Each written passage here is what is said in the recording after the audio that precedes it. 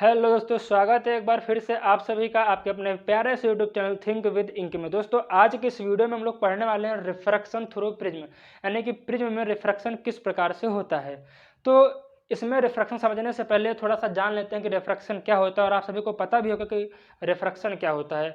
आपने एक डेफिनेशन पढ़ी होगी कि when a ray of light travels from a one medium to the another medium it deviates from its original path, it is called refraction. यानी कि जब कोई एक रे ऑफ लाइट एक मीडियम से दूसरे मीडियम में ट्रेवल करती है तो वह अपने पाथ से डेविएट हो जाती है, उससे हम लोग क्या कहते हैं, रिफ्रैक्शन कहते हैं। और हमने आपको बताया था कि एक ग्लास स्लैब एक्सपेरिमेंट था जिसमें हमने आपको रिफ्रैक्शन बताया था कि उस ग्लास स्लैब में रिफ्रैक्शन किस प्रकार से होता है।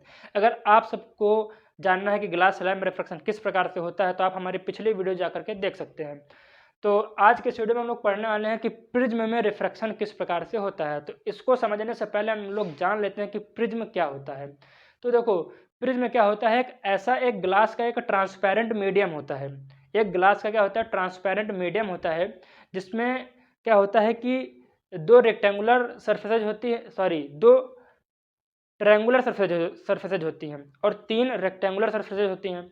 यानी कि जो तीन ऐसे ऐसे करके साइड बाय साइड ऐसे ऐसे करके, ये क्या होगी, तीन रेक्टेंगुलर सरफेसेज होगी ऐसे, और एक ऐसे, एक दो तीन, तीन क्या हो गए, रेक्टेंगुलर सरफेसेज हो गई। एक ये आगे की ओर और इसके पीछे की ओर, यानी कि दो ट्रायंगुलर सरफेसेज।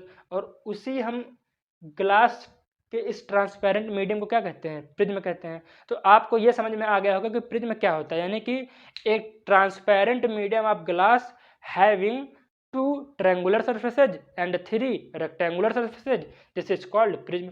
और जो ये रेक्टेंगुलर सरफेसेज होती हैं, जो इनके बीच का जो एंगल होता है उसे हम लोग क्या कहते हैं, एंगल ऑफ प्रिज्म कहते हैं। यानी कि ये जो एंगल बना है इसे एंगल ऑफ प्रिज्म कहेंगे, ये जो एंगल बना है इसे एंगल ऑफ प्रिज्म कहेंगे, ये जो एंगल बना है इसे एंगल ऑफ प्रिज्म कहेंगे। अगर ये आपको समझ में नहीं आ रहा है तो देखो यहाँ पर ऐसे, ये है, ठीक, ये है रेक्टेंगुलर सरफेसेस, एक दो और ये तीन, ठीक। एक आगे का, एक इसके जस्ट पीछे का, कैसे हैं, ट्रायंगल्स के आकार की हैं, यानी कि ट्रायंगुलर सरफेसेज। तो दो होती हैं ट्रायंगुलर सरफेसेज। तो ये जो रेक्टेंगुलर सरफेसेज के बीच में जो एंगल बना है रेक्टेंगुलर सरफेसेज के बीच में, इसे हम लोग क्या बोलते हैं, एंगल ऑफ प्रिज्म। क्या बोलते हैं, एंगल ऑफ प्रिज्म। तो ये तो था कि प्रिज्म क्या होता है, ये समझाने के लिए मैंने आपको बता दिया कि प्रिज्म क्या होता है, ठीक है। अब आपको समझ में आ गया कि प्रिज्म क्या होता है। अब हम लोग बात कर लेते हैं कि प्रिज्म में रिफ्रैक्शन किस प्रकार से होता है, ठीक है।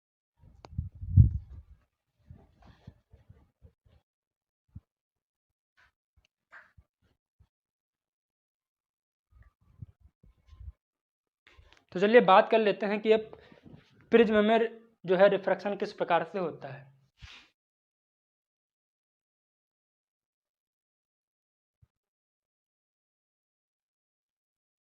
आप देख सकते हैं यहाँ एक प्रिज्म बना है, ठीक है, ए बी सी। ये हमने मान लिया कि एक एंगल ऑफ प्रिज्म है। क्या है, एंगल ऑफ प्रिज्म।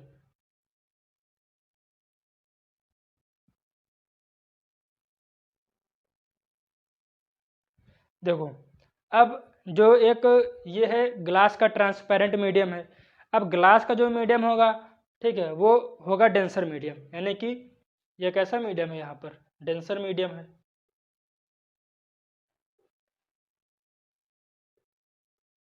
और जो ये वाला इसके बाहर का मीडियम होगा वो कैसा होगा, एयर है, यहाँ पर क्या है, एयर है मान लो।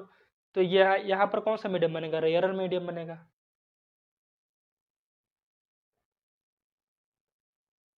ठीक है, ये डेंसर मीडियम है क्योंकि ग्लास का मीडियम है, और ये रेयरर मीडियम है क्यों, क्योंकि यहाँ पर एयर है।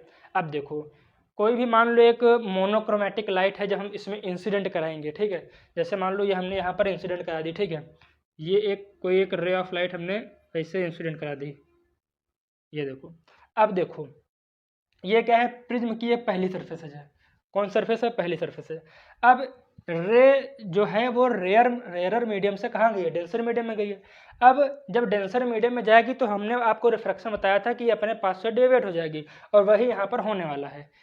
ये क्या होगी, अपने पास से डेविएट होगी। कैसे डेविएट हुई, जाना था इस साइड, इसको कहाँ जाना था, ऐसे, जो इंसिडेंट रे थी उसको जाना था ऐसे, लेकिन ये यहाँ से हो गई डेविएट। कितना डेविएट हुई, हमने मान लिया डेल्टा वन। कितना डेविएट हो गई, हमने मान लिया डेल्टा 1 डेविएट हो गई, ठीक है। अब इसको जाना था इस साइड, अब ये हो गई डेविएट। अब इस सेकंड सरफेस पर भी रिफ्रैक्शन होगा। अब इसको जाना था इस साइड, लेकिन ये भी क्या हो गई, रिफ्रैक्ट हो गई, सॉरी डेविएट हो गई, और ये डेविएट होकर कहाँ आ गई, इस साइड आ गई, ठीक। यानी यहाँ से रे इंसिडेंट हुई और यहाँ से रे इमर्ज हो गई। तो जो रे इमर्ज हो गई उससे हमने नाम दे दिया इमर्जेंट रे, इमर्जेंट रे, ठीक है। अब देखो, अगर हम इस इमर्जेंट रे को थोड़ा सा पीछे लेकर के जाएं, कहाँ लेके जाएं, थोड़ा सा पीछे लेकर के जाएं। अब देखो यहाँ पर, तो जो इंसिडेंट रे है ये पूरी पूरी, ठीक है, और जो इमर्जेंट रे है ये पूरी पूरी। तो इंसिडेंट रे और इमर्जेंट रे के बीच में जो एंगल बना है इसे हम बोलते हैं एंगल ऑफ डेविएशन। क्या बोलते हैं, angle of deviation, angle of deviation. यानी कि इतने एंगल से इंसिडेंट रे क्या हो गई है, अपने पाथ से डेविएट हो गई है। कितने एंगल से, डेल्टा एंगल से, और इसी को हम लोग क्या बोलते हैं, एंगल ऑफ डेविएशन बोलते हैं। यानी एंगल बिटवीन द इमर्जेंट रे and the incident ray is called angle of deviation, ठीक है। अब देखो, अब क्या करेंगे, जो ये सरफेस है प्रिज्म की, जो ये सरफेस है, इस सरफेस के अलोंग हम डालेंगे परपेंडिकुलर, यानी कि नॉर्मल। आप लोगों ने मैथ में पढ़ा होगा नॉर्मल परपेंडिकुलर क्या होता है, ठीक है। हमने यहाँ पर डाल दिया क्या, एक नॉर्मल डाल दिया, और वही चीज़ हम लोग इधर भी करने वाले हैं। इधर हमने एक नॉर्मल डाल दिया। देखो ये जो सरफेस है इसके नॉर्मल ये वाली लाइन, और ये सरफेस है इसके नॉर्मल ये वाली लाइन, ठीक है। आपको पता होगा, यानी कि इसके बीच में एंगल कितना, 90 डिग्री, इसके बीच में एंगल कितना, 90 डिग्री। अब देखो, अब हमको पता है, हमने आपको बताया था कि इंसिडेंट रे और नॉर्मल के बीच में जो एंगल बनता है उसे हम बोलते हैं एंगल ऑफ इंसिडेंस, ठीक है। इसको हमने नाम दे दिया I1, ठीक। अब नॉर्मल और इमर्जेंट रे के बीच में जो एंगल बनेगा उसे हम लोग बोलेंगे एंगल ऑफ इमरजेंस। क्या बोलेंगे, एंगल ऑफ इमरजेंस या फिर इमरजेंट एंगल। उसका हमने नाम दे दिया I2, यानी कि ये क्या है, एंगल ऑफ इंसिडेंट, यानी कि इंसिडेंट एंगल, इंसिडेंट एंगल, और इसका हमने नाम दे दिया इमरजेंट एंगल,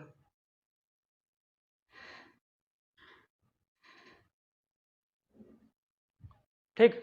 अब देखो, और यहाँ पर हमने मान लिया ये जो रे जो पीछे करके जो डेविएट हुई थी, इसको हमने मान लिया कि डेल्टा 2 से यहाँ पर डेविएशन आया था, जाना था उसको उधर और चली गई थी इधर, ठीक है। अब देखो, अब इंसिडेंट एंगल आपको समझ में आ गया। अब समझते हैं रिफ्रैक्टेड एंगल। देखो ये नॉर्मल है और ये रे ये रिफ्रैक्टेड रे है। कैसी रे है, ये रिफ्रैक्टेड रे है।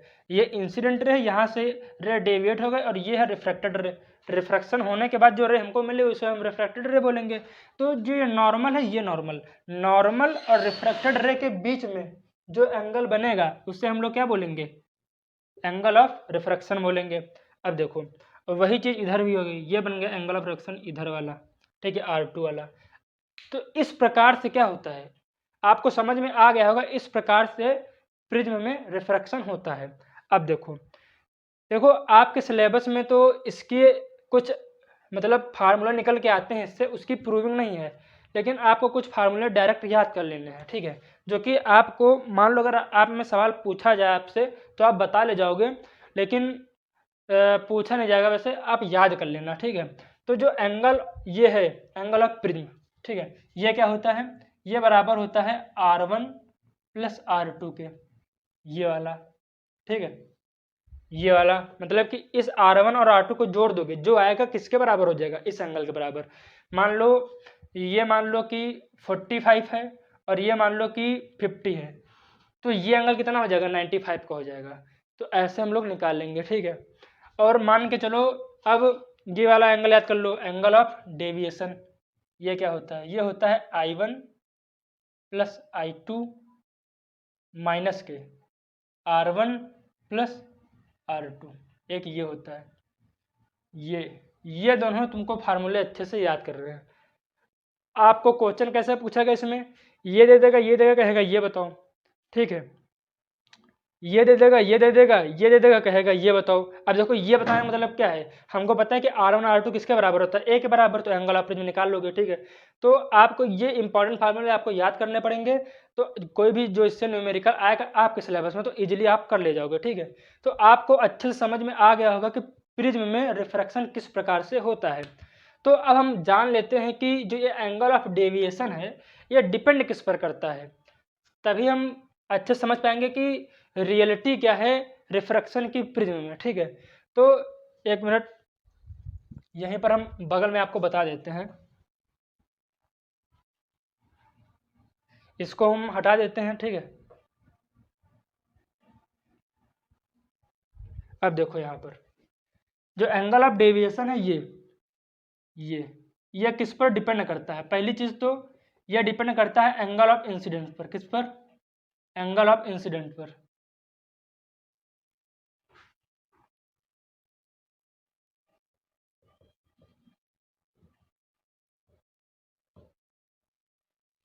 अब देखो इसको हम आपको एक ग्राफ के जरिए से समझाएंगे तो आपको ज़्यादा अच्छे से समझ में आ जाएगा। आपको एक ग्राफ दिख रहा होगा अच्छे से। ठीक है, ये ग्राफ है और कुछ ऐसे बनेगा।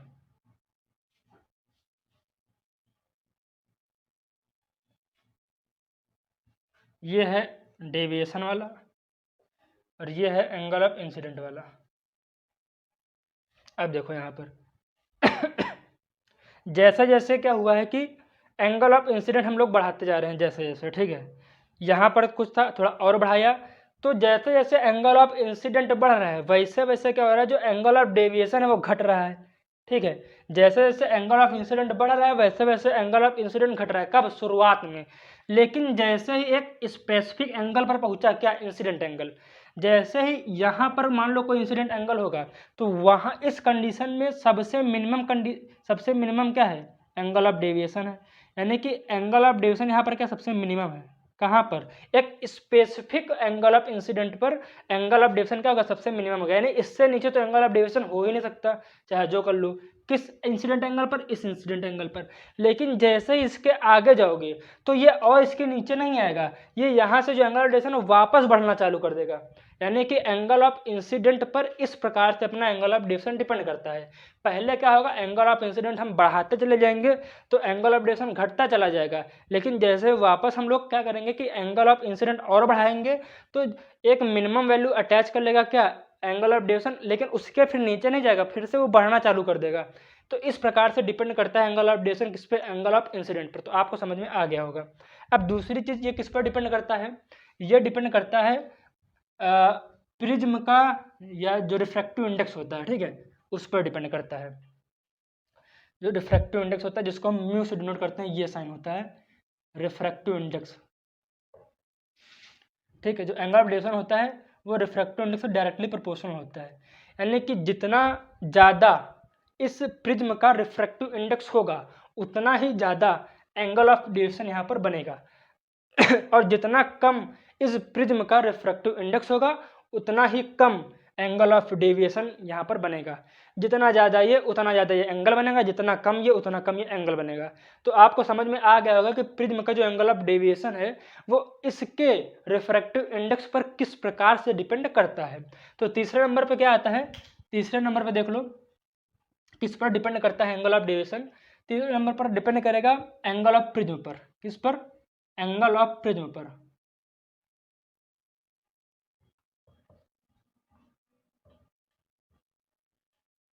देखो यहाँ पर ये इसमें भी वही चीज होती है, जो एंगल ऑफ डेविएशन होता है वो डायरेक्टली प्रोपोर्शनल होता है एंगल ऑफ प्रिज्म के। यानी कि ये जो एंगल जितना बड़ा होगा उतना ही ज़्यादा एंगल ऑफ डेविएशन होगा।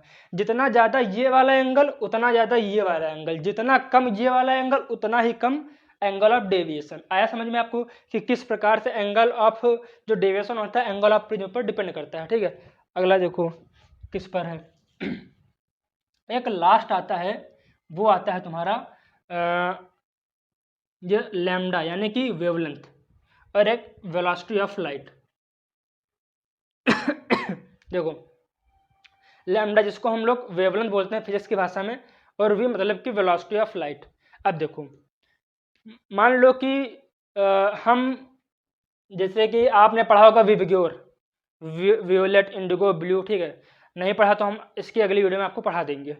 ठीक है, आपने स्कूल में पढ़ा होगा कि सर ने आपने कभी आपको बताया भी होगा कि जो रेड कलर की लाइट होती है उसकी वेवलेंथ सबसे ज़्यादा होती है, और जो वियोलेट कलर की लाइट होती है उसकी वेवलेंथ सबसे कम होती है।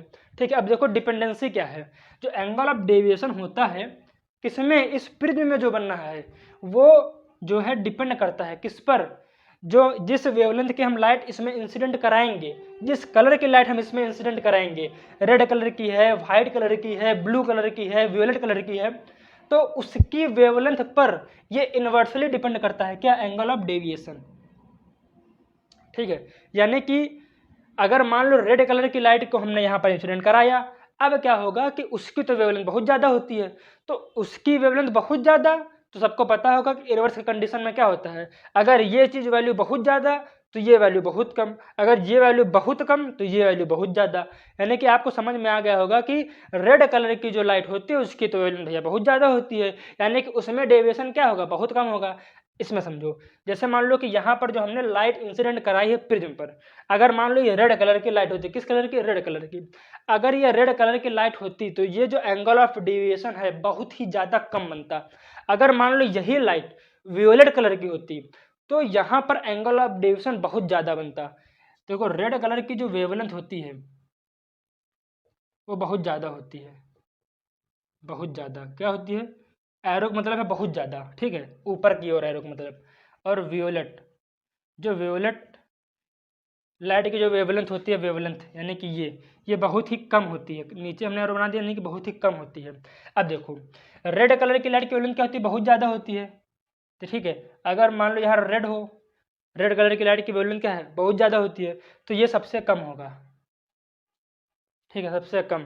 अगर मान लो यहाँ पर वियोलेट होती, वियोलेट लाइट की अगर वेवलेंथ लेते हैं हम, तो जो एंगल ऑफ डेविएशन है बहुत ही ज़्यादा होता। ठीक है, अब आपको समझ में आ गया होगा किस प्रकार से डिपेंड करता है। और हाँ, वेलोसिटी पर किस प्रकार से डिपेंड करेगा एंगल ऑफ डेविएशन, तो नॉर्मल सी बात है, ये भी इन्वर्सली ही डिपेंड करेगा। अगर मान लो कि लाइट की वेलोसिटी जो है इस ग्लास में क्या है, सबसे कम है, तो एंगल ऑफ डेविएशन सबसे ज़्यादा बनेगा। और अगर मान लो इस ग्लास में लाइट की जो वेलोसिटी है ये वियोलेट है, ठीक है, वियोलेट कलर, ठीक है। अब मान लो कि अगर इस प्रिज्म में लाइट की वेलोसिटी बहुत ही ज़्यादा है मतलब, तो एंगल ऑफ डेविएशन बहुत कम होगा। और लाइट की वेलोसिटी, अगर जो लाइट हम लोग इंसिडेंट करा रहे हैं, अगर इसकी वेलोसिटी इस ग्लास मीडियम में क्या हो जाए, काफ़ी ज़्यादा मतलब ज़्यादा हो जाए तो एंगल ऑफ डेविएशन कम बनेगा, और वेलोसिटी कम हो जाए तो एंगल ऑफ डेविएशन क्या होगा, ज़्यादा बनेगा। तो आपको समझ में आ गया होगा कि प्रिज्म में रिफ्रैक्शन किस प्रकार से होता है और जो एंगल ऑफ डेविएशन बनता है वो किस पर डिपेंड करता है। ठीक है, तो मिलेंगे अब हम अगली वीडियो में आपको, तब तक आप इतना रिवाइज करिए। और अगली वीडियो में मैं आपको बताऊंगा डिस्पर्जन, यानी कि प्रिज्म में लाइट का डिस्पर्जन कैसे होता है। तो तब तक आप इतना पढ़िए और बाकी पिछली वीडियोज को रिवाइज कर लीजिए। मिलेंगे इसके नेक्स्ट वीडियो में डिस्पर्जन ऑफ लाइट के टॉपिक के साथ।